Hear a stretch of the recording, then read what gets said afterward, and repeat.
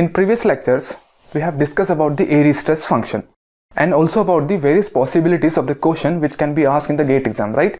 For example, stress state will be given and we have to form the Airy stress function, or function will be given, we have to find out the constants involved in that function or state of stress itself, right?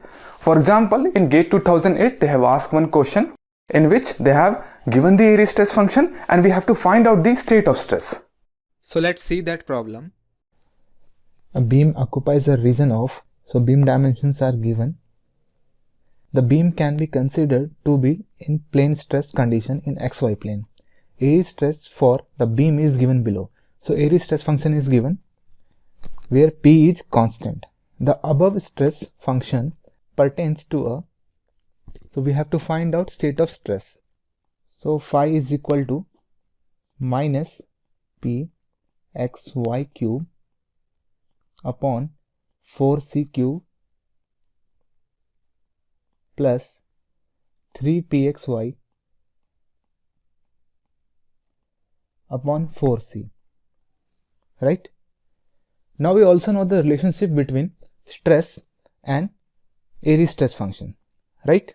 So we know that sigma x is equal to dou square phi by dou y square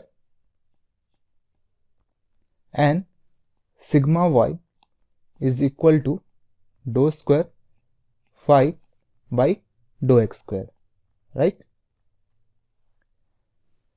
So let's differentiate the phi with respect to the y. We'll get dou phi by dou y is equal to minus 3 pxy square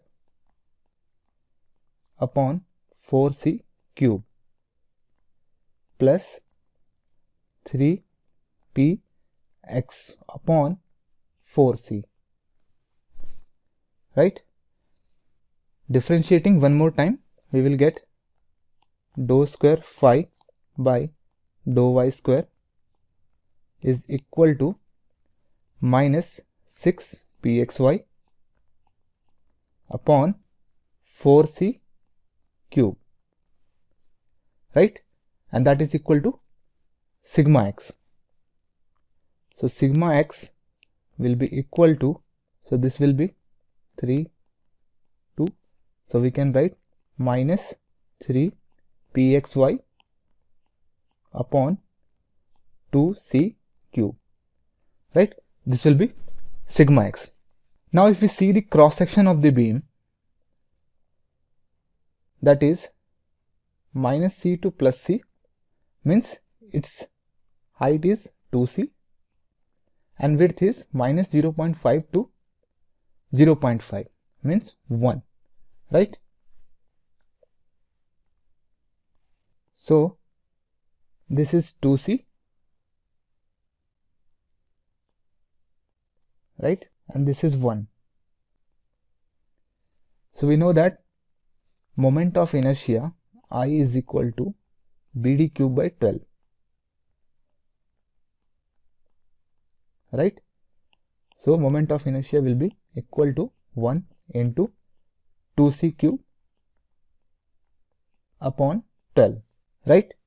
So we will get I is equal to 2c cube by 3. Now if you compare this value and this thing, this is same, right? It means we can write sigma x is equal to minus pxy upon I, right? Sigma x is equal to minus pxy upon I. So they have given beam like this, x-axis, y-axis, and let's say this beam is fixed at x is equal to L here, and one point load is acting here at x is equal to 0. So if we take one section at the distance x from free end, then moment at this point will be P into x. Magnitude of moment will be P into x, right? So basically it is bending stress where stress varies with respect to the y, and y is the distance from the neutral axis, right? So we have that beam like this, x-axis, y-axis. Now let's say this beam is fixed here, and one point load is acting here, that is, let's say P, right? So where the point load is acting, their moment will be 0, right? And where the beam is fixed, their moment will be maximum, correct? Moment is equal to 0 where load is acting, means P into x will be 0. It means this P is constant, so load is acting at x is equal to 0, and it is maximum at fixed end, that will be P into L.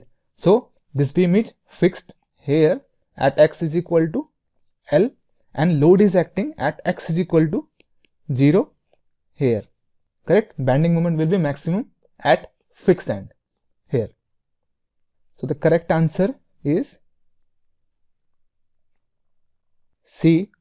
The cantilever beam clamped at the end x is equal to L and carrying a shear load P at x is equal to 0. So here at x is equal to 0, shear load P, and here it is clamped at x is equal to L, right?